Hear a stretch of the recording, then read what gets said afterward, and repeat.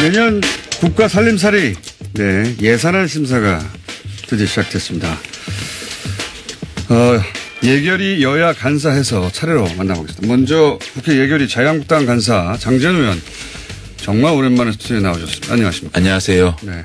반갑습니다. 목소리를 갑자기 이렇게 겸손하게 바꾸십니까? 제가 원래 겸손 모드지 않습니까? 겸손하고는 요즘 거리가 먼 활약을 하고 계신데. 아니, 활약까지는 아니고요. 네. 민주당이 조금 요즘 굉장히 옹졸해졌어요. 그러니까 여러 가지 경제 통계 수치가 자꾸 그냥 폭락을 하다 보니까 야당의 발언이나 또 의견을 경청할 생각도 없고. 꼬투리를 잡고 있다. 자꾸 끼어들어가지고 방해하고. 이 말씀을 의원님이 하시는 이유에 대해서 모르시는 분도 있을 거예요. 아니, 어제 오늘, 그제 어제도 마찬가지거든요. 네. 그제는 사실은 좀, 민주당 중진 의원으로서 할 수 없는 박영선 의원이 네. 자유한국당이 대한민국 경제 위기를 조장한다라는 말씀을 하셨어요. 그러니까 모르시는 분들에 대해서 잠깐 요약하자면 예. 어제 이제 송원석 의원이 이제 경제 지표가 나빠지고 있다. 통계청 자료를 제시했죠. 예. 그러니까 이제 박영선 의원이 그 데이터로 대응해라. 데이터를 대응하다는 게 좋은데요. 위기를 조장하고 있다. 그렇죠. 야당에서 자유한국당을 지칭한 거죠. 예, 야당은 그렇죠. 야당 자유한국당 지칭한 거죠. 경제 위기를 조장하고 있다 그랬거든요. 그 과정에서 이제 그 왔다리 갔다리 하다가 이런 말이 나왔습니다. 뭐였더라? 너 죽을래? 아니 그게 아니고요. 아니 그렇게 싹둑싹둑 자르면 안 돼요. 잠깐만요. 박완주 의원이 아니 그게 아니고요. 가장 중요한 멘트는 네. 박영선 의원이 자유한국당이 이제 송원석 의원의 자료를 놓고 네. 자유한국당이 경제 위기를 조장한다. 이제 그게 굉장히 중요한 말이었거든요. 네.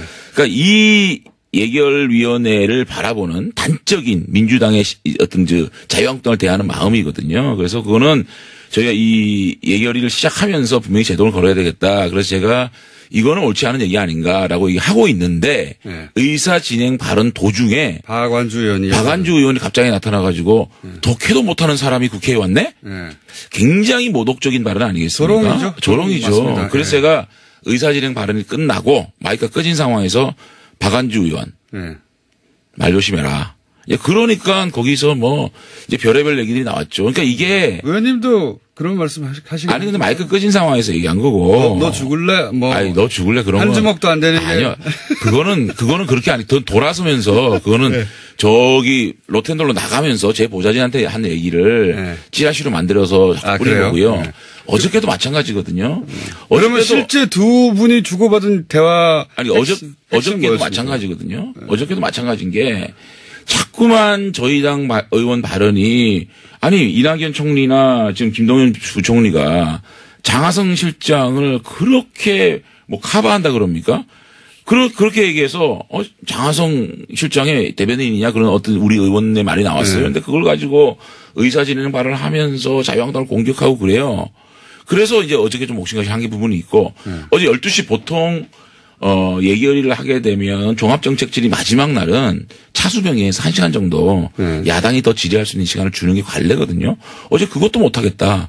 차수병도 못하겠다. 그게 사실은 이 예산 때는 여당이 저희도 여당 때 그랬어요. 발언 기회를 좀 주고 또 경청하고 그리고 소위에 들어가서 굉장히 좀 서로 깊은 대화도 나누고 또 정부에서 꼭 원하는 예산이라든지 저희들이 예산이라든지 이런 것들을 심의를 하게 되는데 시작부터 시작해서 야당을 아예 그냥 나쁜 당으로 몰아넣고 시작하겠다고 작정하고 들어온 건지 야 정말 알겠습니다. 이렇게 옹졸한 여당은 제가 또 처음 봤습니다.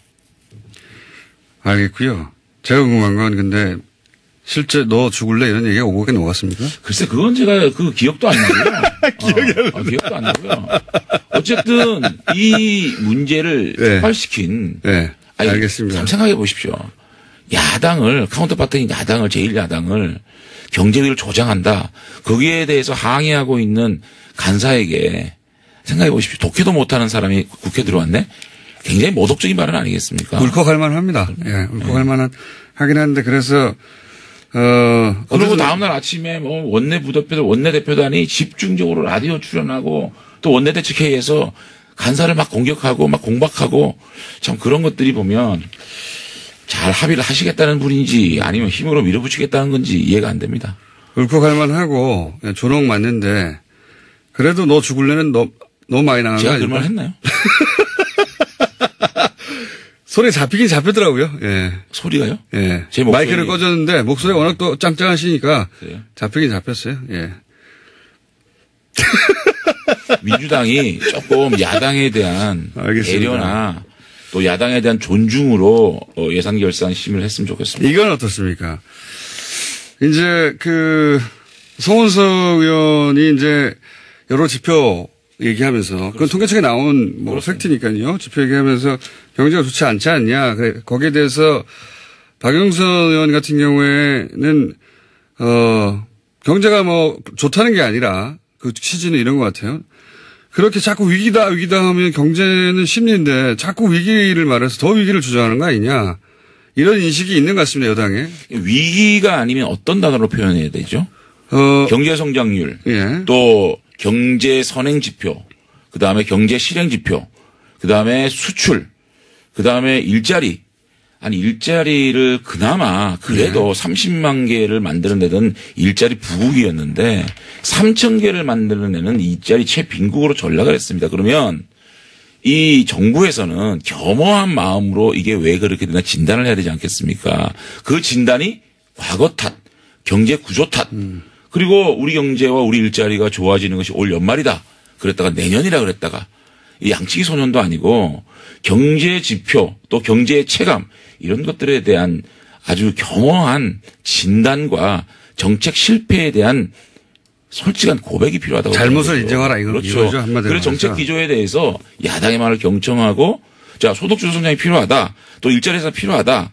그러면 쓰라는 거죠. 다만 일자리 예산도 정말 시장에서 별로 필요가 없어가지고 집행 자체도 안 된 것을 오히려 그 항목을 증액해 봅니다.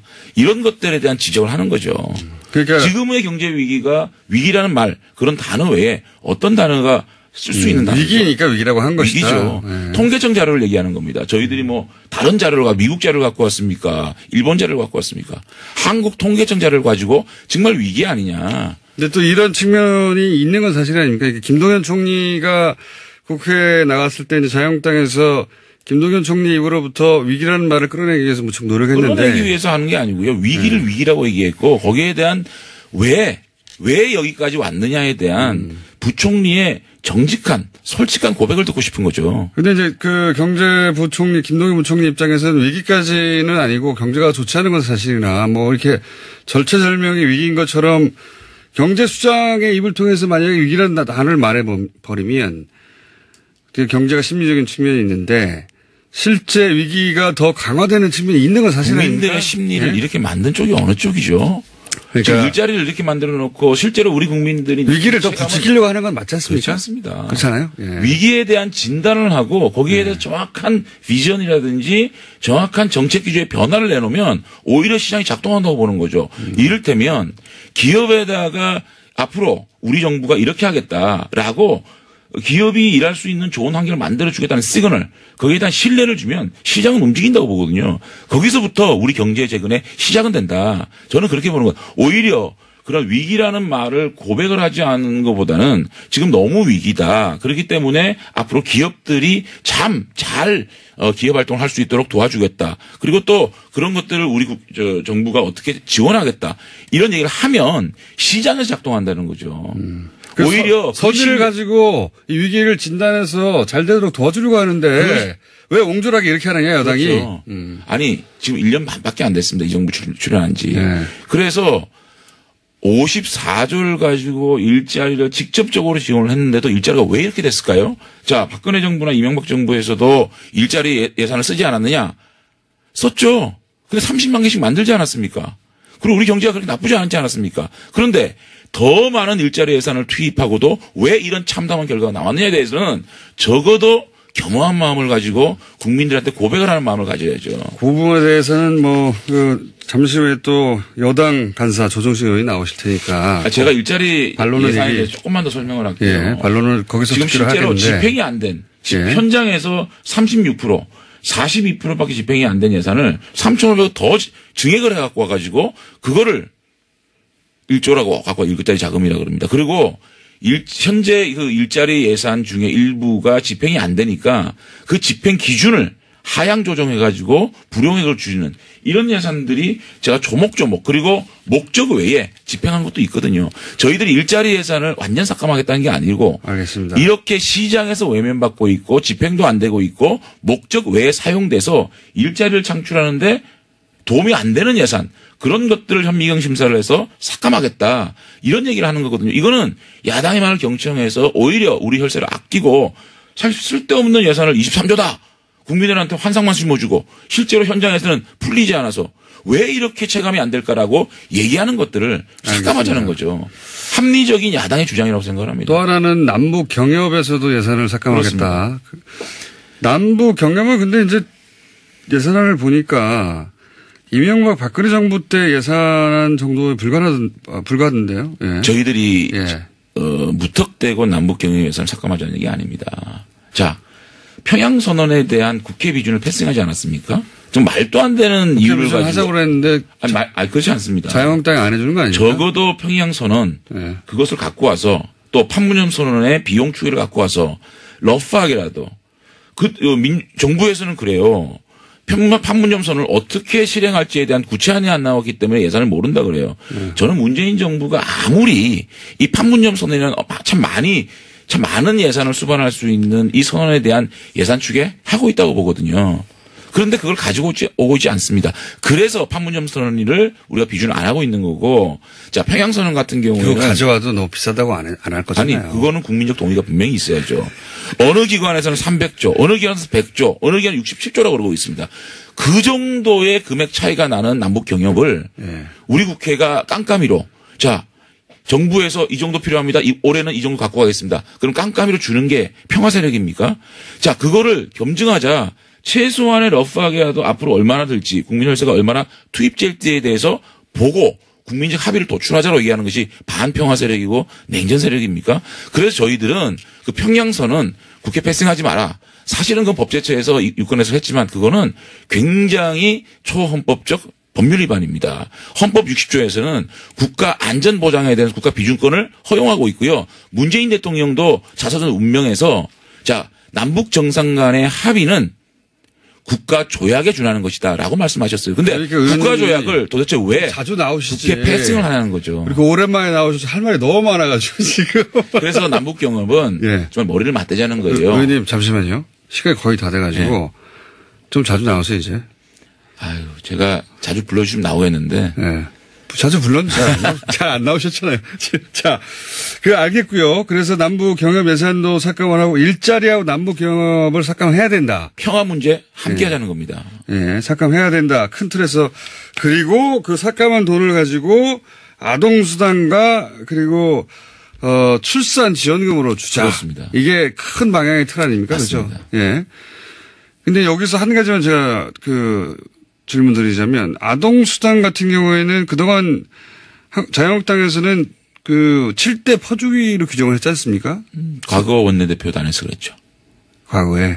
이게 제가 두 가지를 말씀드릴게요. 보편복지는 퍼주기다라는 게 기본 입장 아니었나요? 자, 두 가지 꼭 말씀드릴게요. 첫째는 저출산물의 문제를 바라보는 우리의 심각성입니다. 이 저출산 문제는 국가 존폐의 문제고 존망의 문제라고 판단을 했습니다. 그래서 어쨌든 저희들은 현금성 지원은 최후의 수단이다. 그런데 내년까지 출산율이 제고되지 않으면 우리 국가가 큰 위기에 봉착할 수밖에 없다. 출산율이 너무 낮아서. 그러면 선택과 집중을 통해서 모든 방법, 정부가 할 수 있는 모든 방법을 기울여야 된다라는 판단이 있었던 것이고 어쨌든 이 정부도 지금까지 1년에 23조를 저출산 예산이다 그러고 집행하고 있었습니다.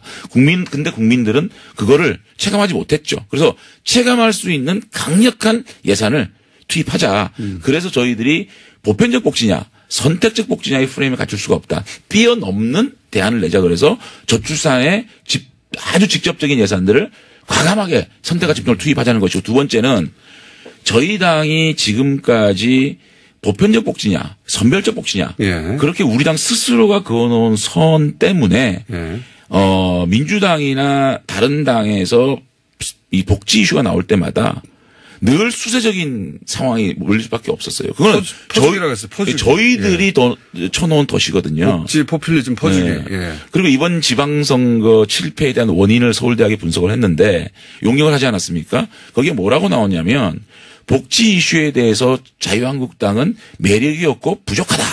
이런 그 문구가 있거든요. 그러면은 이번 기회에 소위 선별적 복지를 보편복지로 바꾸는 게 당의 정책적 대전환이 이루어지는 시점인 저희들은 건가요? 그런 네. 선택적 복지 또는 보편적 복지 그 개념을 뛰어넘어서 좀 더 우리 세수가 용인되는 한 좀 더 공격적이고 국민들의 아픈 곳, 후미진 곳을 찾아서라도 사회 안정망 확보를 해야 된다. 그래서 우리가 쳐놓은 천정들을 우리가 깨보자. 이제 그런 얘기고요. 이번 아동수당 확대에 대한 한마디 설명드릴게요. 저는 저희들의 아동수당 확대에 대해서 말씀을 드리면 민주당은 0세부터 6세까지 상위 10% 더 주겠다라고 그걸 확대라고 얘기를 하고 있거든요. 네. 그거는 그야말로 민주당이 쳐놓은 그 보편적 복지라는 것을 자 우리가 관철했다라는 얘기밖에 안 되거든요. 그걸 확대하기 위해서는 아동이라는 건 초등학생을 수반하는 거 아니겠습니까? 그것을 초등학생까지 확대하는 거 그거를 이번에 만들 저출산 TF에서 꼭 서로 논의했으면 좋겠습니다. 알겠습니다. 근데 이게 사실은 일자리나 남북 경협 예산 깎으려고 갑자기 복지로 트는 거 아니에요? 그거를 자꾸만 네. 이 작전 아니에요? 작전이에요? 아니, 정치적으로 보시면 안 되고요. 네. 어쨌든 남북 경협 생각 없는데 그럼 앞으로 계속 복지로 갑니까? 정확하게 말씀을 드릴게요. 그걸 깨자는 거예요. 저희들이 선택적 복지라는 그 기준에 너무 얽매여서 실제로 우리 국민들이 필요한 것들을 좀 간과하고 있지 않느냐 반성을 하면서 좀 더 복지에서 공격적으로 하겠다라는 것이고요. 그다음에 한 가지 말씀을 드리면 남북 경협 문제는 저희들이 무조건 삭감하겠다는 거 아닙니다. 통일부나 정부에서 그 판문점 선언, 평양 선언에 들어가는 예산을 최소하게 이해를 할 수 있도록 그리고 국민들에게 설명할 수 있는 자료를 갖고 달라. 그러면 머리를 맞대고 함께 해보자. 그런 게 저희들의 입장입니다. 알겠습니다. 자, 오늘 여기까지 하고요. 복지정당으로 바뀌고 있는 자유한국당의 장제원 예결위 간사 조만간에 다시 모시겠습니다. 네, 복지 정당으로 바뀐다. 좋은 표현 같습니다. 예. 공격적인, 왜냐하면 지금 이 정도면, 민주당이나 정의당보다도 더 적극적이에요. 예. 조금 더 설명을 드릴게요. 시간이 없어요. 제가 30초만. 이게. 15초 만에 끝냈어요, 그러면. 임신 때부터 출산 때까지 토탈 케어 크레딧을 줘가지고 우리 임신하신 분들에 대한 마음의 안정을 드리고 충분히 출산을 하겠다는 의지를 가질 수 있던 야당이니까 배려. 망약이하는 거 아닌가 지금? 그다음에 또 0세부터 6세까지 아동수단, 출산장려금, 초등학생까지 배려해 주는. 2천만 원. 그래서 이 저출산 문제만큼은 우리나라가 우리 대한민국 극복에 대한 가장 큰 중요한 이슈다. 저희들이 저출산 극복에 최선의 노력을 다해 보겠습니다. 당운을 걸겠다. 당운까지는. 오늘은 기본 요 정도 하고요. 예. 왜냐하면 예산은 한참 갈 테니까 또 나와주세요. 그렇습니다. 예. 장제원 의원이었습니다. 감사합니다. 고맙습니다.